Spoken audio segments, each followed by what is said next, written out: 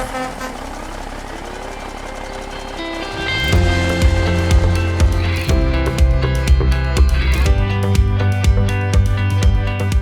back to the Terminal Exchange, episode 134, Spread Truth, Spreading Messages of Hope. I'm here with Jerry McCorkle in the studio, the man, the myth, the legend. I don't know about that, but I'm the old guy in the ministry. How about that? Oh, but lots of wisdom, masterclass teacher in evangelism. But we're about this. I mean, at Nussbaum, we want to spread messages of hope.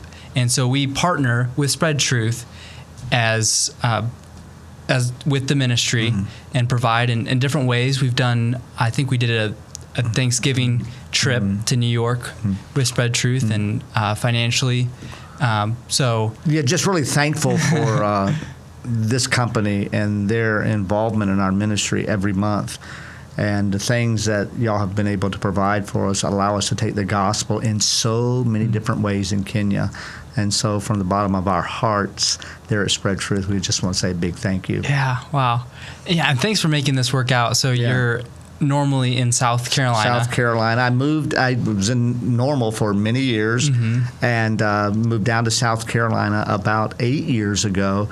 But I still have an apartment here at our offices, so my wife and I were able to fly back. Still have a car here, so I get back quite often. Good. Yeah. So this will be a lot of fun. I want this to be a resource for people listening and also to point them to be able to share their faith with other people and spread truth. That's what you're about. Providing resources is a huge part of that. So we'll get into that. But before we do, I wanted to talk about what is your role, Jerry? What do you like to do outside of work? Yeah. Give us a little taste of who you are. Yeah.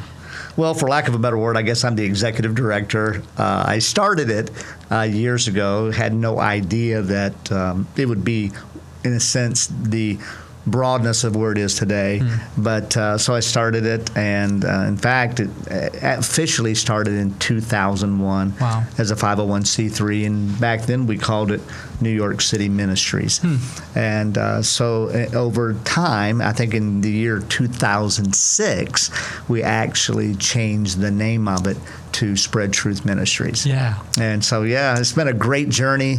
I'm probably the least likely candidate to lead an organization like this, but I'm just thankful for that. And so, it's been something that I love, and things that I like to do outside of work. Really, I was thinking to my wife, I really don't. I played tennis when I was the other day, but I don't really enjoy tennis. And I guess the only thing that I like doing, and I shouldn't say I even really like it, that I do regularly is I do exercise a lot in the sense of jogging, lifting, and things like that. And that's not because I love it, because if I could stay in shape without having to do that, then I wouldn't do it. But I do have that pattern in my life that I do that, so I guess it's good for me. And the weather probably stays pretty nice. Nice down there in South Carolina. Yeah. I remember waking up in Illinois one day and the wind chill factor was 63 below zero. The high that day, the temperature at that time was 22, and the high that day was 10 below. I don't miss those days. Yeah. Don't miss those at all. Yeah, don't get those that often. No. Right. Those are back in the days when the winters were really, really bad, they say. I don't know. Yeah.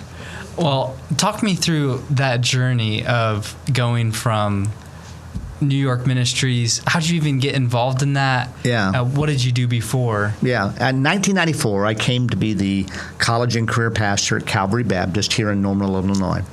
After about a year, I decided what I would do was take college students from Illinois State, Illinois Wesleyan on a New York trip, and what I would try to do is equip them to share their faith and defend their faith in what is considered maybe the greatest international city in the world. So we did that, and for a number of years, it was just, people there from Calvary. In time, some of the older people in the congregation, they wanted to go to New York City. In fact, I think they actually beat us the first time there. But anyway, what happened was it started growing and growing, and then I thought, wow, there are other people in the city or around the country that would like to go on this trip, but they would feel funny coming on Calvary Baptist's college trip. Why don't we create a 501c3, and then people would have that freedom? I'm still going to be the college and career pastor. Right. This is just something I do off to the side. Right. So that happened in 2001. Now, that was the same year that the towers went down. So when the towers went down, it became something that was on the mind of a lot of people. So everybody was going. So what happened when the towers went down? We had been there in June already. Maybe it was July. No, it was in July. We had already been there. And then when the towers went down 6 weeks later, we organized a trip of 125 people and went back out there and ministered to people on the street right after the towers went down. Wow. And it was at that time that, lots of times with New Yorkers are in a hustle and bustle and life is going fast. But at that time, it's kind of like going down the highway of life. They pulled off to the side of the road and were willing to have conversations, so to speak, because of what had happened. And so that was a really amazing trip. So in 2001, we became an official organization. In 2006, two significant things. We changed the name to Spread Truth. And I decided that I would step away from being the college and career pastor to being the director full-time. Wow. And Calvary was gracious because the first year they paid my salary to do that. Wow. And I guess the rest is history. So I've stated that. And we have a staff of 6 people now in the United States and 5 in Kenya. Okay. And throughout the history of Spread Truth, we've had some amazing staff people that has helped take us to where we're able to do some things today. Yeah, absolutely. Yeah. I think everything that you do is done well. Everything that I've seen. And what I've decided to do is I'm not the sharpest pencil, in the box, but I've always wanted to find people that were smarter than me, that were really talented, and so they could take it to where I think it needed to be. Yeah. And I think what you said about New York right after 2001, those signals. Yeah. And there are times when we're waking up, like COVID was one of those times when we had to stop and think about death and think about we don't have the busyness of around us to. Well, it's interesting you said that. I don't know. One of the things that in our big evangelism course that we recently did, we have a section on signals of transcendence, and this is where God is speaking or sending signals to people in their everyday lives that these things happen. And for a moment, the signals, as Os Guinness says, they, first of all, make you pause and to think, hey, listen, maybe there is more to life than what I'm experiencing because of this. And it points in the right direction. Now, every person has to take that signal and they say, hey, listen, am I willing to follow it where it goes? And so, as my dad used to say when I would go to New York City, he's passed along now, he says, Derry, just remember that when you go to New York, he's already been there in that person's life in some way. There's been some signals already happening in that person. So it's not like when you get there, hey, I'm this beacon of sharing the gospel and they've never heard it and I got it. No. God's already been there in their life. And in the booklet that I talked to you earlier about everything's going to be okay, that's a signal that every single parent has that they give to their children. Everything's going to be okay. And we don't have to talk about that now, but it's a signal. So yes, that was a COVID, 9/11, huge signals where people all of a sudden pause. Is there more to life? And I'm sure a lot of people, I think Tim Keller referred to lots of people probably came to Christ probably during 2001 or even COVID. They came to Christ because they said, hey, listen, life's brief. Life's like a vapor. And they'll hear a message, talk to a friend. And so God uses those signals in people's lives. And 2001 was a big signal in New York City. Wow. And thank you for sharing the history to Spread Truth and to see what it has become today, and a staff of 11 people. And so just before we get into everything, I wanted to do a little game. Okay. Since this is Spread Truth, I wanted to do Spread Two Truths and a Lie. Oh, okay. Yeah. Well, two truths about myself. About yourself. And then one that's a lie. Now, you're going to try to figure it out. I'm going to try to figure it out. Okay. You ready? Yeah. Go for it. Okay. I have been the director of, next year will be the 30th year of us going to New York City on a mission trip. 30 years. Okay. Second of all, I'm the parent of 3 children and 7 grandchildren. Okay, and then just recently, in the last 6 months, I was actually able to complete my Master of Divinity degree from Southern Seminary. Oh, wow. So which one is a lie? Well, I think the 30 years is true. Okay. The 3 kids and 7 grandkids, I don't have a way to verify that. And also the Master of Divinity, I'm not sure. Where was it from? The Southern Seminary in Louisville, Kentucky. Louisville, Kentucky. Did you have a certain class you liked? Yeah, the biblical hermeneutics was my favorite. Okay. Yeah. Daniel, do you have any thoughts on this? I would go with the second one. I think I'm going to go with the second one. I think you probably have something like 2 or 4 kids instead of 3. What is it? Number 3. It's number 3. Yeah, it's number 3. No, I don't have a Master of Divinity. In fact, my major in college was history, and my minor was German. Now, my only claim to fame to German is I can probably sing the national anthem, but that's about it. And so I always want to be an encouragement to people, even in the role that God has allowed me to be in, that in some ways I really am the least qualified. You know what I mean? Yeah. And so I've had wonderful, wonderful people around me as far as learning things, but my BA was in history and my minor was in German. So, very unrelated to what you're doing now. Exactly. And that was it, because I taught history and I taught German. And so when I was at Calvary, they had a ministry to college students at Illinois State, and I thought, well, I guess I got to do something. Yeah. And we did that, and that led me to be in the college ministry, which led us to go full time before Calvary into college ministry. When I came here, I was college and career pastor, which eventually led to New York City trips, which eventually led to New York City ministry, which eventually led to Spread Truth. Wow. And I think something too is it's for everyone. It's not just for the people that have the Masters of Divinity, and we all. Well, can I share something with you? I think please. When in New York City, you'll probably find sometimes the people that struggle the most sharing their faith are the well-seasoned pastors. Okay, not that they don't have the knowledge.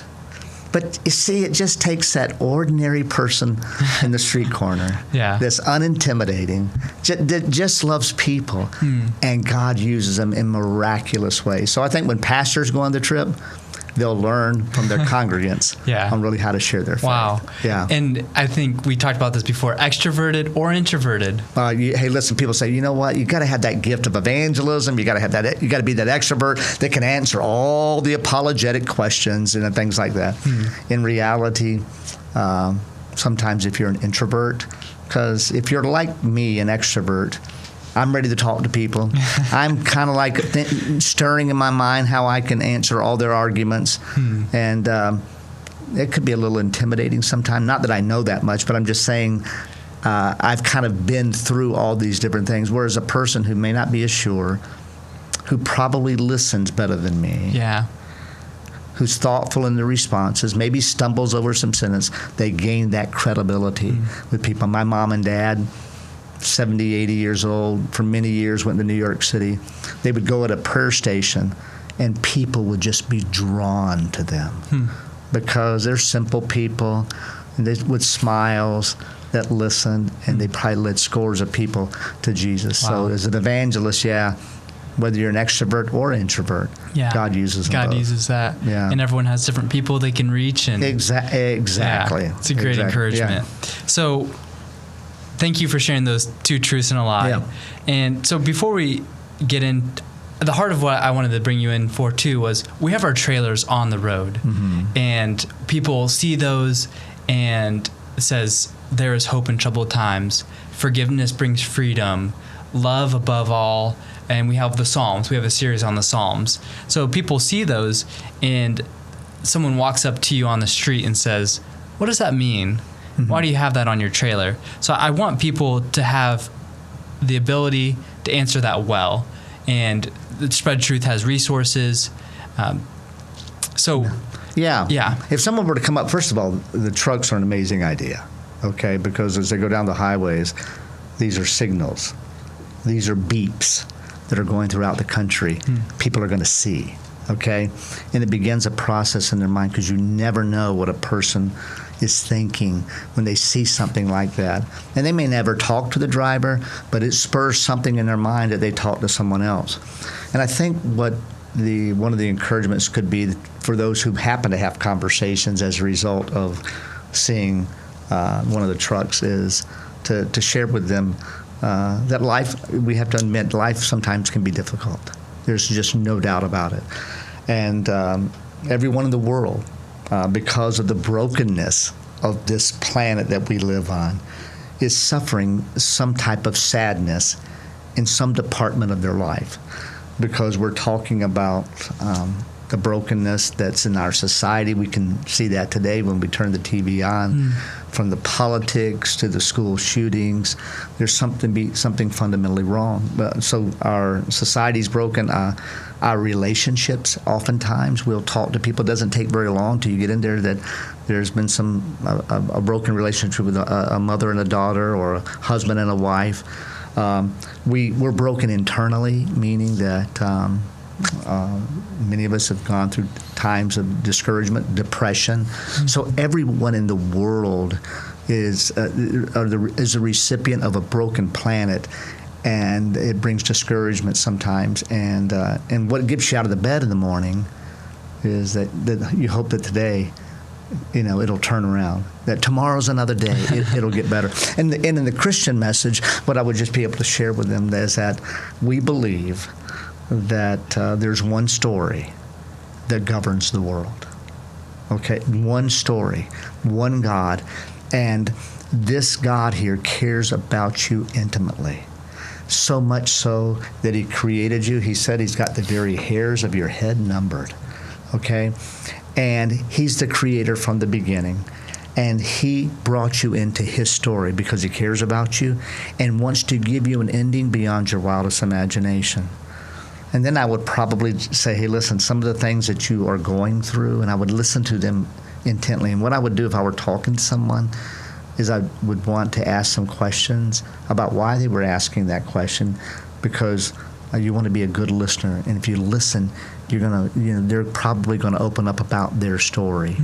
And then you kind of want to cater this message to exactly where that need is.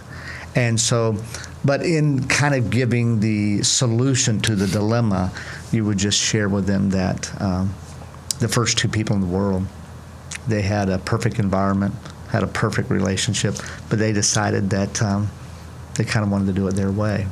And when that happened, the brokenness entered into the world. And I followed the same suit. My wife has followed the same suit. We've kind of wanted to do it our way in life. And I can just tell you that whenever you try to do it your way, it invariably leads to some problems. But the cool part about the story is that the God who created this story is going to write himself in to his own story. And that's why we celebrate Christmas.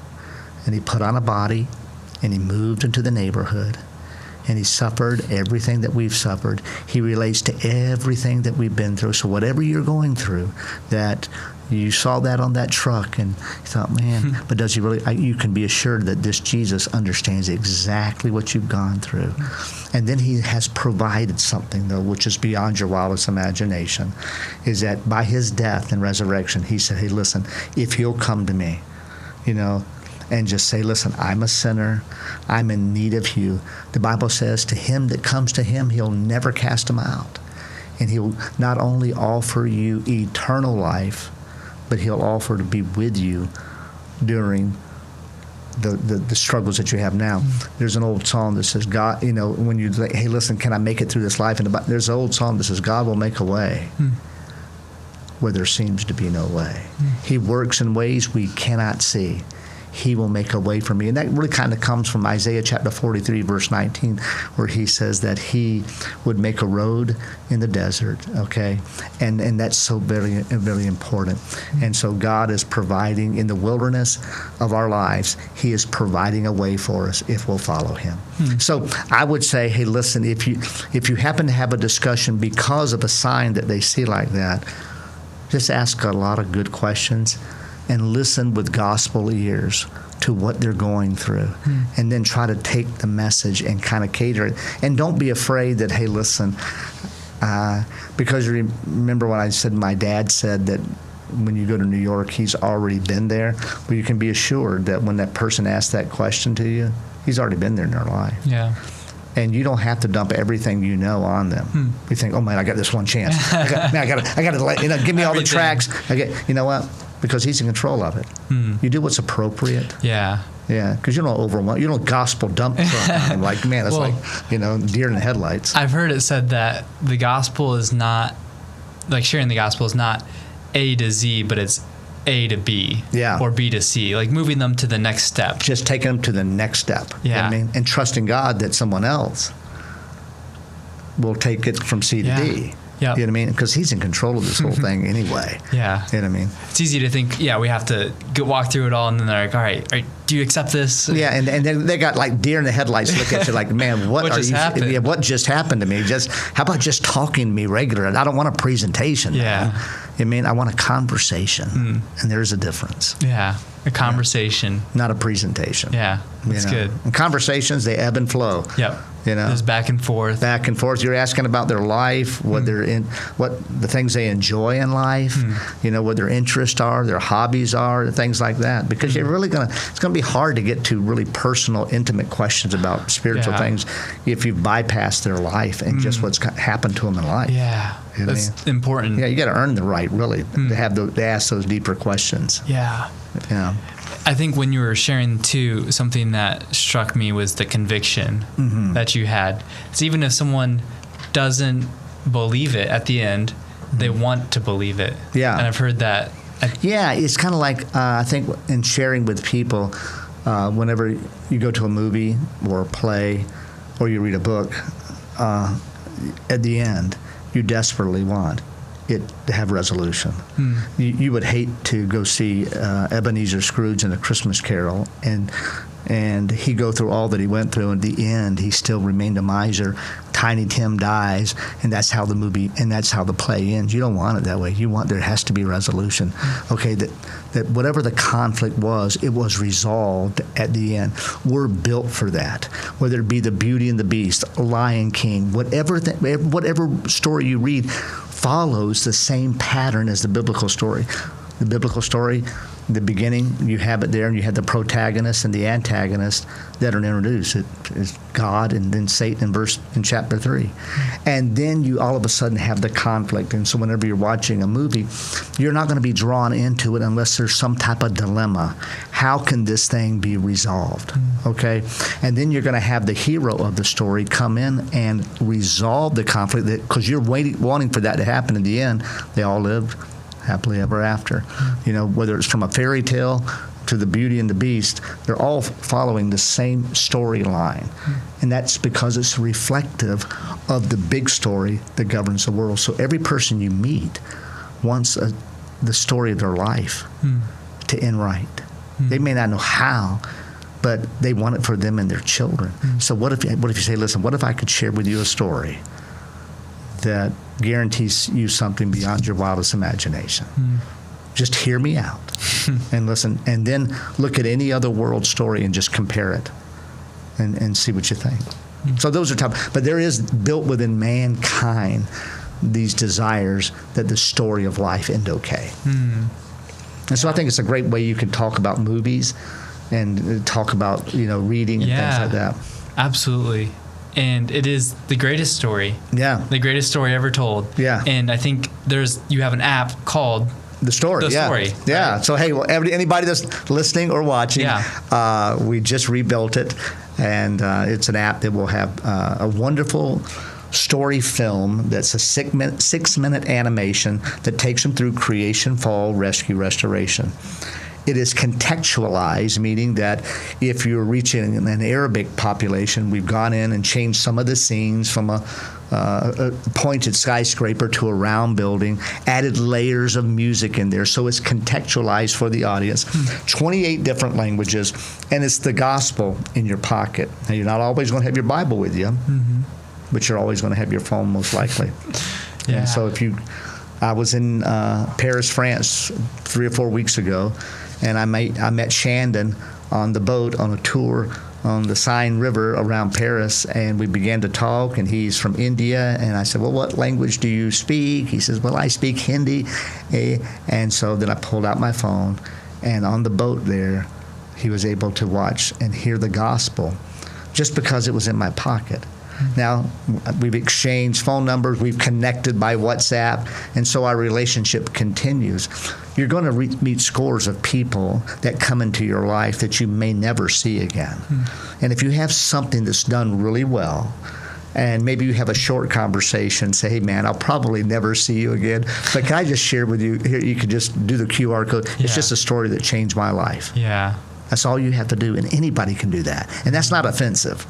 I mean, it's just a story that changed my life. I'd love to see what you think about it and let them do it. So we trust that it becomes a movement all over the world that people have the gospel in their pocket. So, yeah, if you want to, just go to the Google, I don't know what they call it, but anyway, the App Store for Apple or the one for Google, just go there and put in the story, and you'll see it. That's great. And redoing it, like it's redoing a new it. app. It's going to be wonderful. It's just really, really nice. It's very good. The story, and there's also, you can flip through the different. There's not only the film, but the story booklet is on there, and all 28 different languages, and the conversation guide with the 4 worldview questions.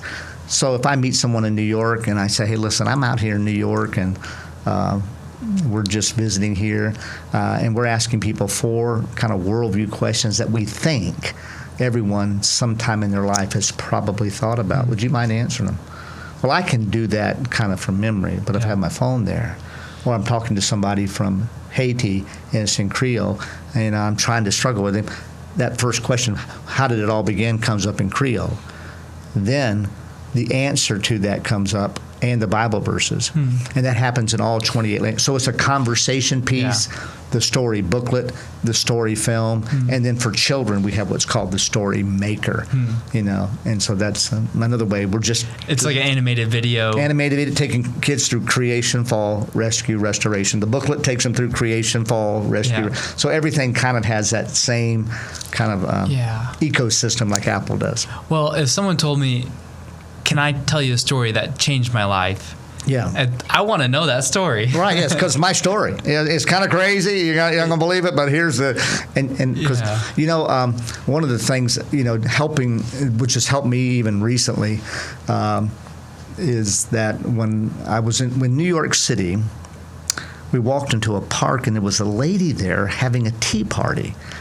And she had this idea. She's not a Christian. Her husband worked for Sesame Street. She's not a Christian, but she had this idea that every Thursday in Bryant Park, she would set up these tables, and she would bring her goods in and plates and all that, and they would have a tea party.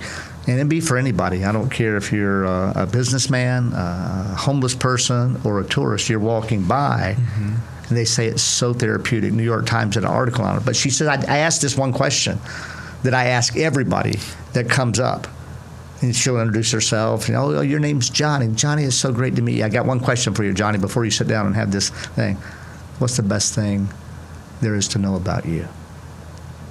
Wonderful question.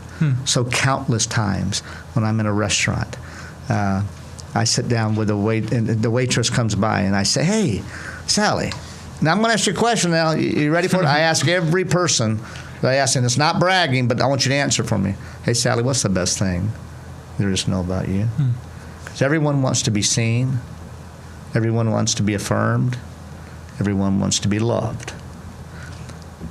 And you want that person to look within inside of themselves, and maybe they've been discouraged and there's nothing good about it, but there is something, because they've been designed in the image of God. There's something they bring to the table, to their family, to society, to their neighborhood, to their school. There's something about them that contributes, and you want them to bring that out, and then you affirm that.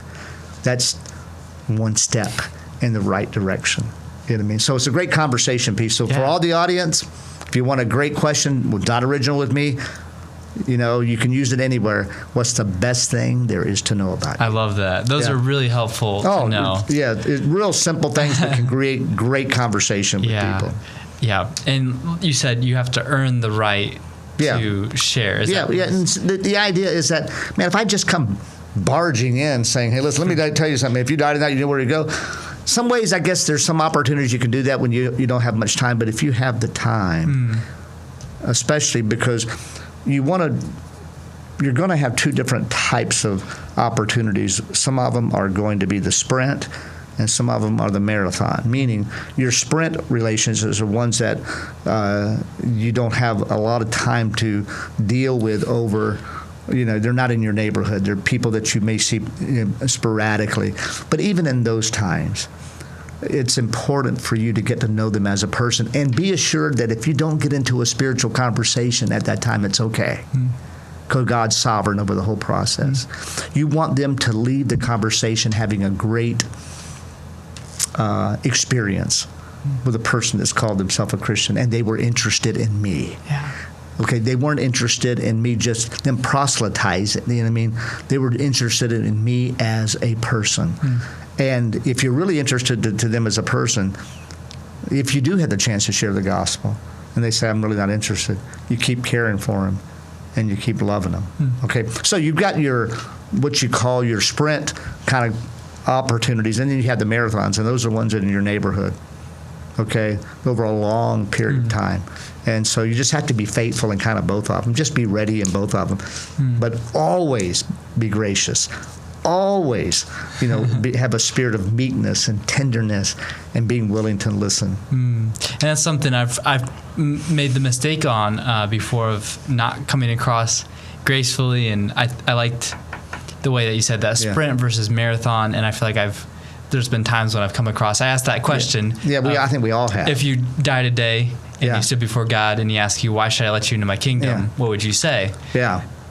But then, how am I getting to know that person? Right. And so that's a great question to ask, as long as it can sometimes be in a little bit more of a context of just who they are as a person. And that's always that challenge, because sometimes you don't have much time and things like that. And God uses the people that are really kind of in their face. And so I'm not saying this, but I found that people will respect you more just if you listen, if they know they're being listened to. And how you say it matters. Oh, yeah. Like saying, hey, I really care about you, and I want you to know, like, can I ask you something? Yeah, because, man, hey, listen, I'm probably never going to see you again, but, man, we're going to live somewhere forever. So can I have just a couple of minutes to share with you something? And, man, you're free to disagree with it, but it's something that really kind of changed my life. Because my life was, and then if he allows you to tell your story, then that's the amazing thing, because your story speaks powerfully. So you take God's story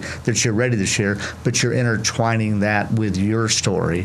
Then it becomes real. It's a story with, with skin on. This actually happened to you? Yeah, this is what happened to me. So I think everyone needs to have some type of a story that they can take of their life. You know what I mean? And it may be something to the fact of you're already a Christian, but something, man, happened in your life, and you're so thankful. Maybe, hey, listen, I was driving down the road, down Route 51. It was raining that night, and the car skidded off to the side, man, and I hit another car, and, man, totally totaled it. And, man, my life kind of flashed before me, man, because life sometimes is brief. And, Joe, I'm just telling you, not trying to be a religious fanatic, but I'm just so thankful that, hey, listen, if something had happened to me, it was going to be okay. Well, how's that? Well, if you have time, I can share with you. So there's all different types of things you can use to kind of integrate yourself into a person's life. Yeah, that's really good. Yeah. And so Spread Truth has different pillars for how to help equip people. What are those 3 pillars? Yeah, the 3 pillars are our resources now, and then you have training, and then you have opportunities. Now, our resources include all of our print material, plus our films. We basically have 3 key films. One is the story film, then for children, the Story Maker, and then the one called The Man on the Middle Cross, which has got a lot of views on it. So those are our resources, and so we want to equip people with gospel-sharing resources that are of high quality. And so whether a booklet that we make or a film that we make, we don't mind them tripping up over the gospel, but we don't want them tripping up because we did a poor job in what we did. And so like in the Man with the Middle Cross, we have professional actors in it, and the animations and the story film and the story maker are done really well. So our resources are huge. They're not the only resources that are out there. There's a lot of other good ones. These are the ones we think can hopefully be an encouragement. Second of all is training. And we have, if you go to New York City, we do an abbreviated training. We've done that for years, but we now have a very extensive training, which is 7 modules, 19 lessons done in studio, and with all different types of PDFs. And we have key interviews that we've done over the last couple of years, from Oz Guinness to Alistair Begg, all different type of people that can speak into this course here. So it's really, really thorough. So we have training. So you got resources, then we have training, and then we have the opportunities. And that's the New York City trip for the last 30 years. And if you're interested in going, go to spreadtruth.com. We'd love to have you sign up. But then also what this organization here does, Nussbaum Trucking, is support the opportunities that we have in Kenya. So we have a team over there that's working year-round. We go once a year in February. And so if people are interested in that, they can contact us too. We'd love to do that. Well, I think if anyone knows you, Jerry, you're really passionate about Kenya. Right. The way you're talking about Kenya, it's like I'm fired up about this. Could you tell me a little bit more about what's going on in Kenya? Let me just give you a little rundown of what we did the last trip. First of all, we are thankful for the Midwest Food Bank.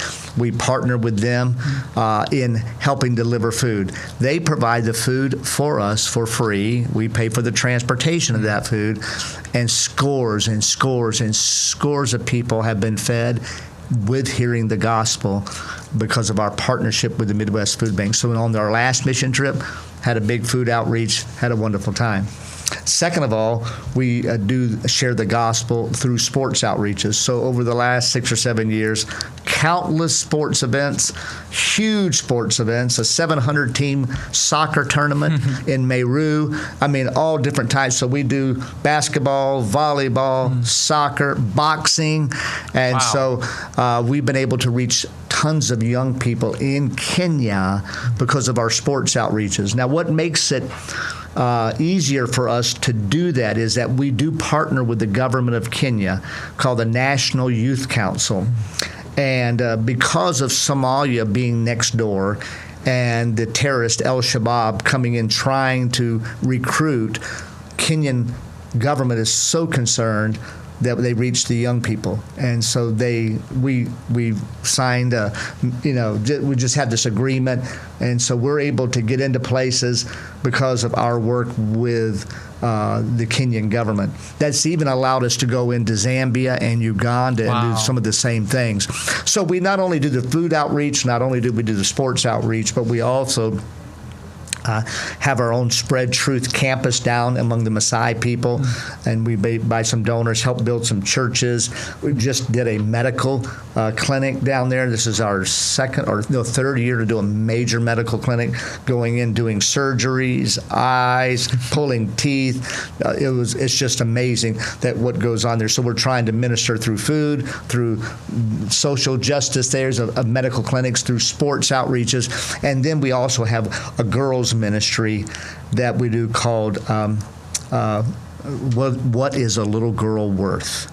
Now, I know this may be a sensitive topic for a podcast, but there's a practice all over the world called FGM, female genital mutilation. Happens to 150 to 200 million women worldwide. It can happen to a young girl as young as 3 where they are circumcised. It's a horrible practice. And so we developed a curriculum called What is a Little Girl Worth? That has been certified by the government of Kenya to go in any public school in Kenya. And it's amazing. It's an amazing curriculum. And so we're able to go to schools and teach them. And it's amazing what some of these little girls go through. We were at a rescue center 2 weeks ago, and there's little girls as young as 3 years old that have been cut. And the reason they cut them that age is so they don't know what's really going on. Because if they're 11 or 12, they're sensing, wait a minute, something maybe not, because the government has outlawed it now. They sense something's wrong. It's more difficult. And so it's amazing what these little girls go through. There was one situation at a rescue center, 3 sisters and a cousin The oldest girl was 13 years old, and so the mom had died, and unfortunately the dad had died, and so the uncles were taking care of them, and said, "Hey, listen, we need some money here. So what we're going to do is that we're going to marry off the 13-year-old to a 30-year-old, and for the dowry, we'll get some cattle." Well, this 13-year-old says, "No.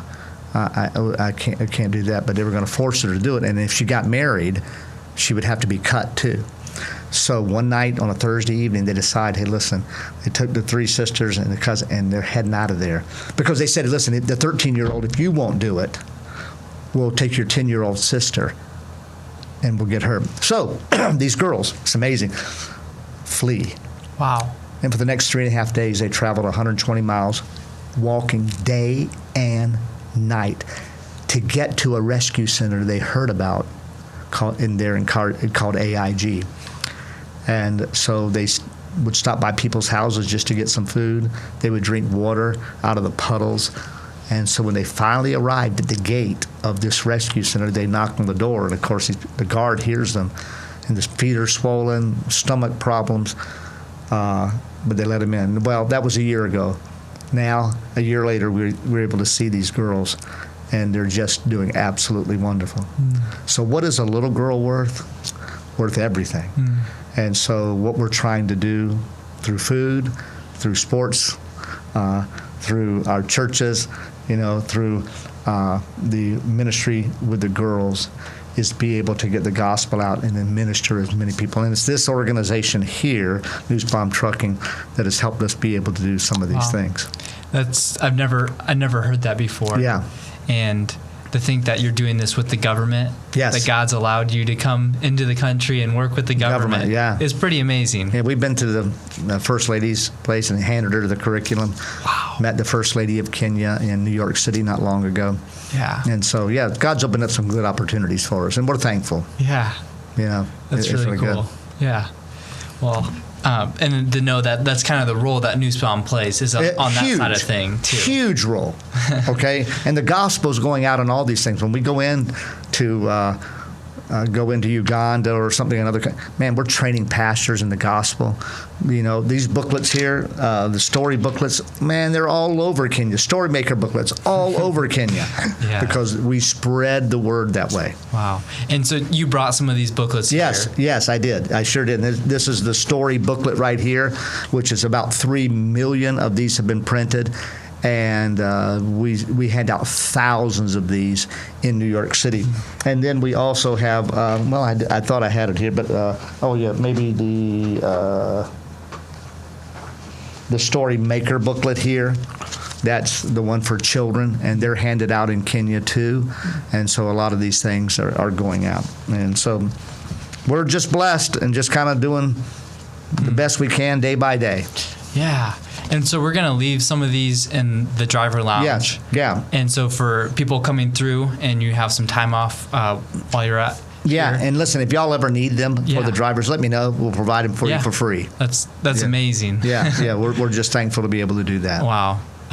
We would love to provide those resources for people, and they're really great too. Well, I hope so. I hope they're an encouragement. Yeah. Something I wanted to talk about before we wrap things up is fear in sharing the truth. Yeah. That's a hard boundary to cross. There's that moment of pain when I have a relationship with you, Jerry, but then for me to step into the spiritual, there's that I'm risking something. How do you talk people through that? Well, I think Lifeway did a big survey. And what they've come, and the stat that we use in our training is that 81% of people that they surveyed are actually open to a spiritual conversation. So we're far more fearful of having the conversation than they are of having that conversation. So I think if we have in our mind that, hey, listen, I'm going out into the big bad world and they're going to reject me and they're going to hate what I do. But in reality, most people are open to some type of spiritual conversation. Now, you have to be ethical about it and maybe ask the right questions. And I think, too, what can help take away the fear is, hey, listen, as we were talking about, you just want to get them kind of to the next point. So maybe it's just having a normal conversation with someone that you're establishing a friendship. Hey, that's progress. Maybe it's having a neighbor into a house, and don't be like I've got to be able to make sure I leave a story booklet by their plate. No, just have a meal. Yeah. Okay. Pray. Say, listen, I do pray here, for our meals, and maybe the whole evening is spent just getting to know them as people, and that may go on for a while until it's appropriate. So you're going to want to ask the Lord to help you. Colossians chapter 4 that you have divine appointments to talk to the people you're supposed to. Yeah. The Bible also, the idea that we need to know the words we're supposed to say. Whether to share the gospel or not share the gospel. You want to be sensitive enough to hold back when you need to hold back, but bold enough when you're supposed to be bold. And those times are going to change. You just never know. And the Bible says this, 1 Peter 3:15, that we need to be able to give an answer to every man for the reason of hope that lies within us, but with gentleness and meekness. But notice the verse, we need to give an answer. That means they're the ones asking the question. Okay? Yeah. So that says something about establishing a relationship. Yeah. You know what I mean? They see something. They hear something. They're asking the question. The Bible says when you respond, make sure you're gentle and you're meek about it. Yeah. You know what I mean? Christians don't always have the best reputations. We're like bull in the china shops. Sometimes people think, man, we're mad about everything. Yeah. That shouldn't be. And you pointed out something I haven't thought about before, that don't underestimate your relationship with God, because people will ask you these questions. So is my life different? Do I have a relationship with God where people want to ask me those things? Ask you those questions. And just be transparent about it. Say, sometimes I blow it. I'm not all that I should be. Right. Okay? You know what I mean? But hey, listen. And I think that what you want, as the old Puritan said this, if you knew his heart, you'd come. You want to be able to portray to people the heart of Jesus toward them. Because they're probably going to think, man, he's probably angry with me because some of the stuff that I've done in my past, or I'm never going to be able to live up to the expectation because it's the good works versus and what you want to just share with them is the heart of Jesus. And Jesus has got a huge heart. And that Puritan said, if people knew his heart, they'd come. You know what I mean? That's because he's got this huge heart for people, no matter what situation they're in. He loved hanging out with people that were the misfits. The Samaritans. Yeah. They were always the heroes of his stories. The woman with the bleeding issue in this dusty, crazy day that's packed out, and she's an outcast. She's considered to be unclean, so she can't go to the temple. If she touches somebody, they're going to be considered unclean for a while, or if they touch her, they're going to be considered unclean. And so here's this woman with all types of fears and shame and guilt, and she's in this huge crowd, and she says, if I could only touch the hem of his garment, maybe I'd be made. So and for 12 years she's been bleeding.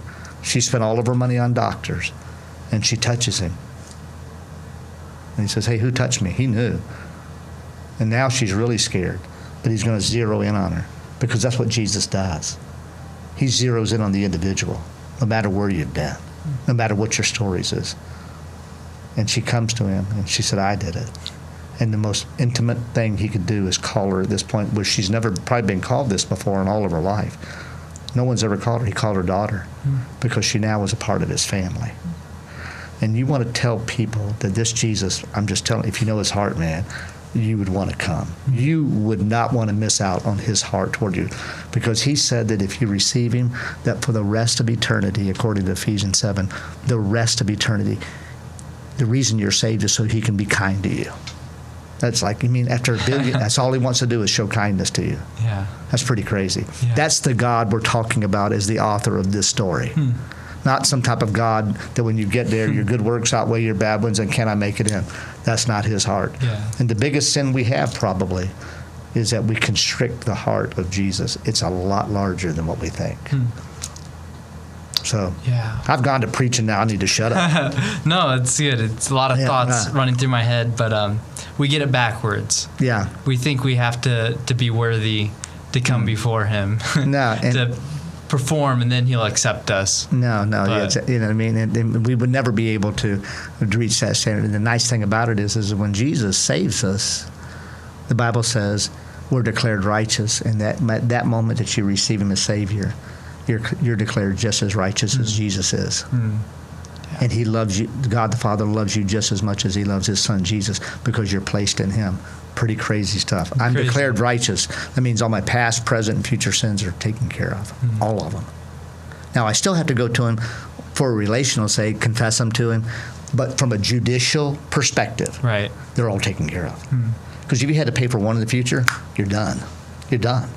They're all taken care of. Past, present, future, all sins are taken care of. Pretty crazy. It's crazy. It's crazy. Doesn't make any sense. I mean, that's It grace. Unmerited favor. Unmerited favor. Yeah. That is crazy. Yeah. I love it.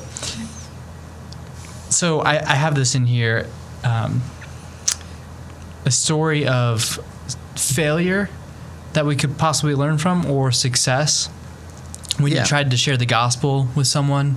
Sure. Sometimes Yeah. we learn more from our failures than I think success. probably is the things that I've been sharing with you. I have probably been often guilty of talking too much.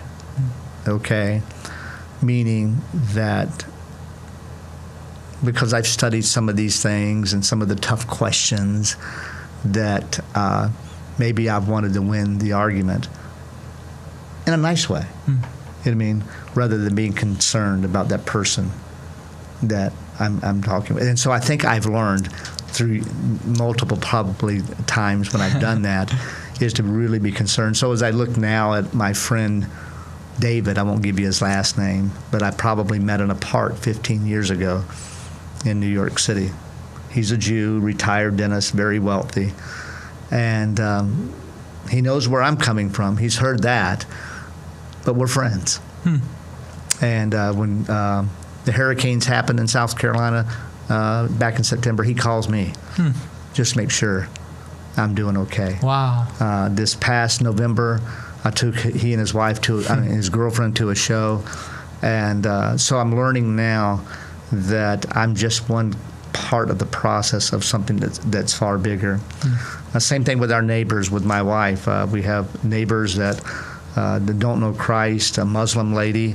And by the way, my Muslim neighbors are some of the nicest neighbors, the best neighbors you could ever think of. But my wife had a number of ladies over because one lady is actually dying of cancer, doesn't know Jesus, and Jeannie's talked to her before. But having them into our home, Jeannie being able to pray, Jeannie being able to have a follow-up discussion with the Muslim lady, that's what it's all about. You know what I mean? Yeah. Doing what I'm supposed to be doing at that time. So it's and just being ready, honestly, to take the little opportunities that you have, even like at a restaurant, leaving a card, a booklet. A man the other day, a friend of mine named Mark Hutchinson, said I was in a restaurant, he and his wife, and they were eating, and a waitress comes along and they were talking to her. He says, "Hey, listen, I got this film card called Man on the Middle Cross. If you ever get a chance, it's just the QR code on the back. You can scan over it and watch it." And so she went back to where the food was being cooked, and while it was being cooked, she watched it. And she came back and she says, "You know what? I've received Jesus because of that." Wow. And they got to talk to her. They went out.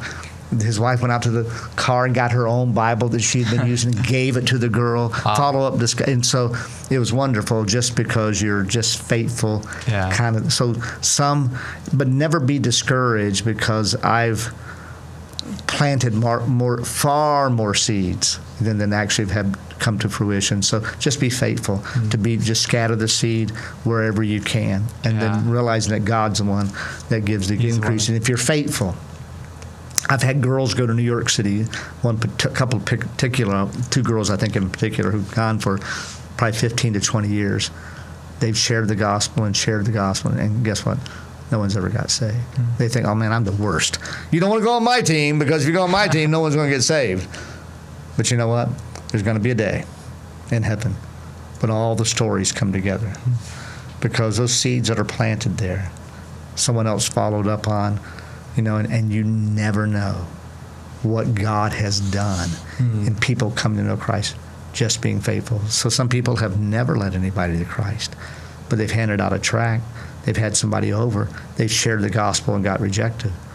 They're just as faithful than the person who maybe, quote unquote, has that gift, and they lead 2 or 3 people to Christ every time they go out. And they say, "Oh, that guy's successful." No. Success is just, you're like a mailman, and all you're trying to do is deliver the message. Just deliver it. And let God gives the increase. So don't be discouraged if you've never led anybody to Christ. Don't be discouraged if you've never even had the gospel presentation yet. Just take a little steps at a time. What can you do? You might can hand out a story film on an app. Yeah. You might can hand out a booklet when you leave, you know what I mean? Or something like that. When you Amazon guy comes along and drops off a message, you never see him hard and say, "Hey, listen, I got a little booklet here, man. Not trying to be a religious crazy man, but it's just a story that changed my life." Yeah. Just little things like that. There's a phrase I've heard: faithful, not fruitful. Right. And that's, I think, what you're getting the heart at is. Yeah. You won't see that impact, but we can be faithful, and that's what. Oh yeah. And the stories are going to come together in heaven. That'll be. And the thing is, you just want to be kind of active in what you're supposed to be doing. You know what I mean? And that's what He wants us to do. Yeah. Well, Jerry, you got me fired up. Well, I'm like ready to go. I'm feeling great. I want to share this good news with other people. I hope our listeners are too. For those that are listening and they're like, I want to partner with Spread Truth, and what does that look like? You said there's opportunities, New York. First of all, there are resources. So if you are ever interested in some of the resources, just go to spreadtruth.com/store, and you can go into our store, and there we have all different types of resources that you go. And then we have the course called Engaging the Public Square with a Better Story, and that's pretty extensive, but something that if some people are really interested, it's an online course that you take. And then the third thing is the opportunities. And so if you're interested in going to Kenya or maybe New York City, that would be great. But if you go to spreadtruth.com, you'll see the drop-down menu, and there's a lot of different things that you can explore.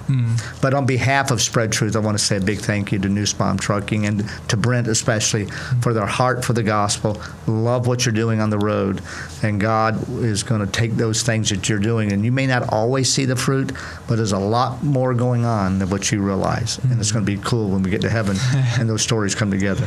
Amen. Yeah. Thank you so much for being here. Hey, it's my privilege, man. This was a lot of fun. Yeah, it was. It's good Matt didn't come today. You know what I'm saying? Yeah. Because I'd have been cutting him off talking too much. Yeah. You did really good. Thanks. Okay. Yeah. Well, thank you very much. And thank you to Daniel for running sound and audio, visuals.